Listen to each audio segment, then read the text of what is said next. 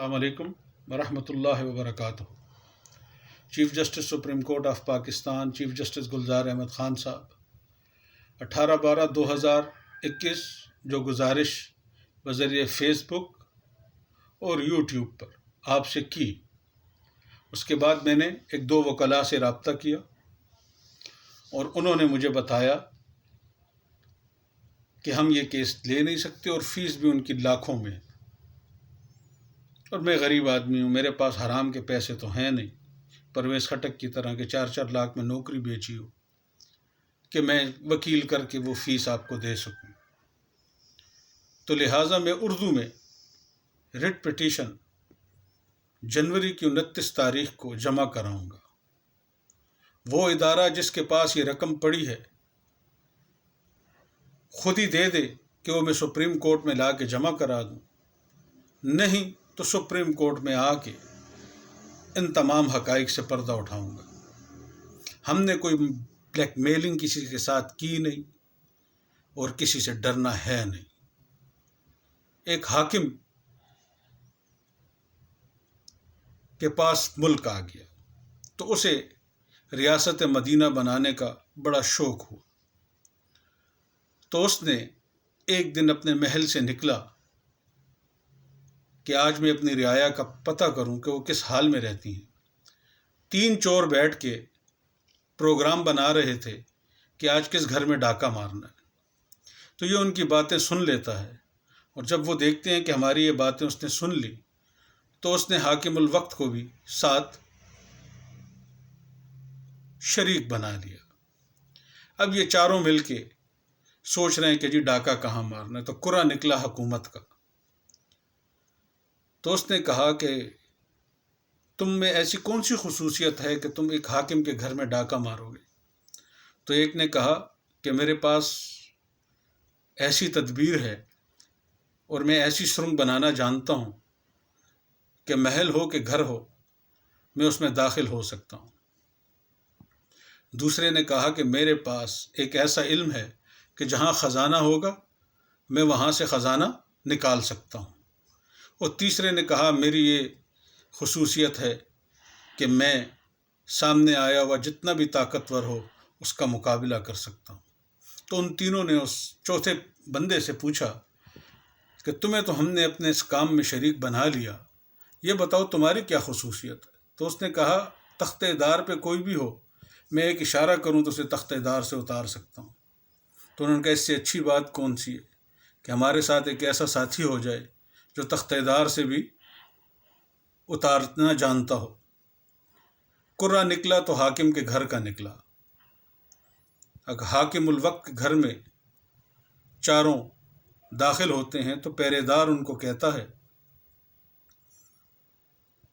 ہوشیار ہوشیار، کیونکہ سامنے آقا جا رہا تھا اور آقا کے ساتھ وزیر اعظم ہو کہ وزیر صدر پاکستان صدر ہو۔ تو پہرے دار نے دیکھا یہ تو ہمارا حاکم جا رہا ہے، تو دوسرے پہرے دار نے کہا کہ آواز مت دو، خاموش ہو جاؤ۔ ڈاکو داخل ہوئے، حاکم کے ساتھ چوری کی اور پھر نکلے، اور اس پہرے دار نے پھر آوازیں دیں ہوشیار ہوشیار، لیکن حاکم ساتھ تھا اور پہرے داروں نے پردہ پوشی کی اور وہ چاروں نکل گئے۔ مال تقسیم ہوا دوسرے دن، حاکم الوقت نے داروغہ کو کہا کہ جاؤ ان تینوں کو پکڑ کے لے آؤ۔ جب وہ آ گئے تو ان کو پھانسی کی سزا دی۔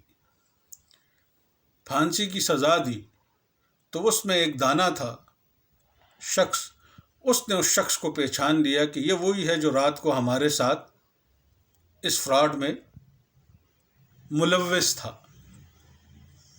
تو اس نے کیا کیا؟ اس نے کہا جان کی امان پاؤں تو کچھ عرض کروں۔ تو حاکم الوقت تو چور تھا، اس کے ساتھ ملا ہوا تھا، تو اس نے اسے بلایا کہ ہاں بتاؤ۔ اس نے کہا تم وہی شخص نہیں ہو جو رات ہمارے ساتھ تھے اس ڈاکے میں، اور تم نے تو کہا تھا، زبان دی تھی کہ میں تو تختے دار سے بھی اتار سکتا ہوں۔ حاکم نے اپنی عزت بچانے کے لیے ان تینوں کو چھوڑ دیا۔ آج یہی حال ہمارے وطن عزیز پاکستان کا ہے، جہاں سپریم کورٹ نے نواز شریف کو 50 روپے کے ایک اسٹامپ پہ برطانیہ علاج کرانے کے لیے بھیج دیا، اور وہ شخص عدالتوں کو، ہیلتھ ڈپارٹمنٹ کو دھوکہ دے کے وہاں بیٹھ گیا۔ کیونکہ جب اپنے گھر میں چور ہوں اور شیشے کا گھر ہو تو پھر دوسرے کے گھر میں پتھر تو نہیں مارتے نا جی، پھر تو چور کو راستہ دینا پڑتا ہے۔ تو یہی غلطی ہمارے وزیر اعظم عمران خان سے ہوئی۔ اب سپریم کورٹ میں درخواست پڑی ہے، وہ بیچارے کیا کر سکتے ہیں۔ جماعت الدعویٰ سے ریلیٹڈ میری درخواست اور طالبان سے اور کرپٹ لوگوں سے متعلق آپ کی اور وزیر اعظم عمران خان کی ٹیبل پہ پڑی ہے، اور چیئرمین نیب کی اور chief justice Peshawar high court کی۔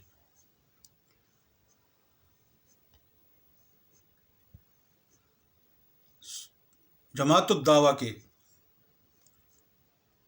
کچھ لوگوں کے ساتھ میں رابطے میں ہوں، ان کے ساتھ ٹیلی فون پہ بات بھی کرتا ہوں، اور انہوں نے مجھے بتایا کہ کچھ لوگوں نے ہمیں بھٹکا دیا اور ان کے دھوکے میں آ کے ہم نے غلط قدم اٹھایا، اب ایسا نہیں ہوگا۔ اور جس شخص نے ان کو دھوکہ دیا یا ان کو ورغلانے کی کوشش کی، اس شخص کی ریکارڈنگ میں نے کر کے ڈی ایس پی سٹی جو اس وقت ہمارے ہیں اور اس وقت ڈی ایس پی مترا تھے، ان کو بھیج دی۔ وہ شخص کہتا ہے، جاوید، جس کی ریکارڈنگ میں نے بھیجی، کہ ڈی ایس پی صاحب نے بتایا ہے کہ جماعت الدعویٰ کے لشکر طیبہ کے کچھ لوگ مترا میں تھے، ہم نے بڑی مشکل سے ان کو وہاں سے نکالا، وہ آ کے شہر میں آباد ہو گئے ہیں۔ تو آیا ہماری مسجد میں یا میرے ساتھ کوئی انہونی کرنے کے بعد یہ گن جماعت الدعویٰ پہ ڈالا جائے گا یا ٹی ٹی پی کے نام سے کھیلا جائے گا؟ کیونکہ اس ادارے کے پاس جو امانت پڑی ہے، مجھے نہیں لگتا کہ جب میں رٹ جمع کراؤں تو شاید آپ اس ادارے میں سے کسی کو بلا سکیں۔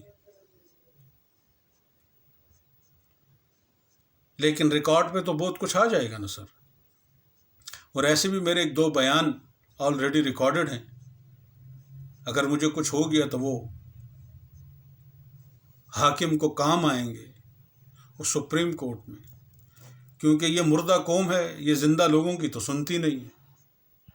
اسی لیے آپ سے گزارش ہے کہ ہماری زندگی میں ہی ہمیں سپریم کورٹ بلا لیجیے، تو آپ کی بڑی مہربانی ہوگی۔ 29 تاریخ کو سپریم کورٹ میں رٹ پٹیشن دائر کروں گا۔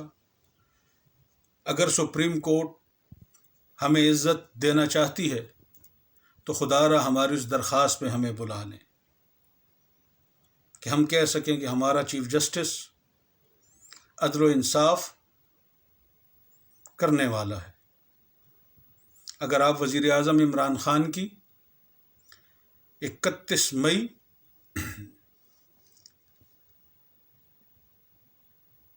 2011 کی ریکارڈنگ اٹھا کے دیکھیں تو وہ تو اداروں کی تذلیل ہی کرتے آ رہے ہیں۔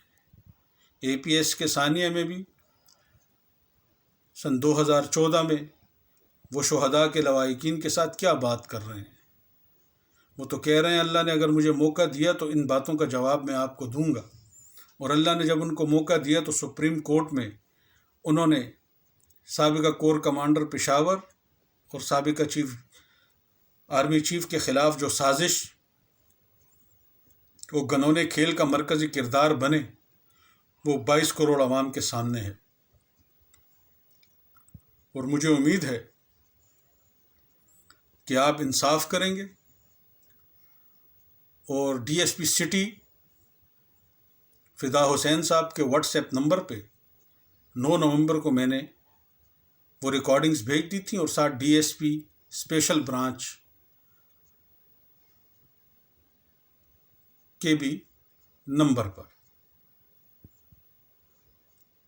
ابھی انصاف کا ترازو آپ کے ہاتھ میں ہے، اور جس ادارے میں یہ پیسے پڑے ہیں اب ان کی باری ہے کہ کیا ہونا ہے، وہ کیا کرنا چاہتے ہیں۔ ہارون بلور کے خاندان میں سے اگر کسی نے اداروں میں رابطہ کیا اور مجھے کسی نے بلایا تو میرے پاس وہ ثبوت بھی ہیں۔ میں اپنے آپ کو فیس کرنا جانتا ہوں، اللہ کی مہربانی سے کچھ غلط کیا نہیں، اسی لیے ڈر بھی نہیں ہے۔ اور مجھے امید ہے کہ آپ ہماری داد رسی کریں گے۔ السلام علیکم ورحمۃ اللہ وبرکاتہ۔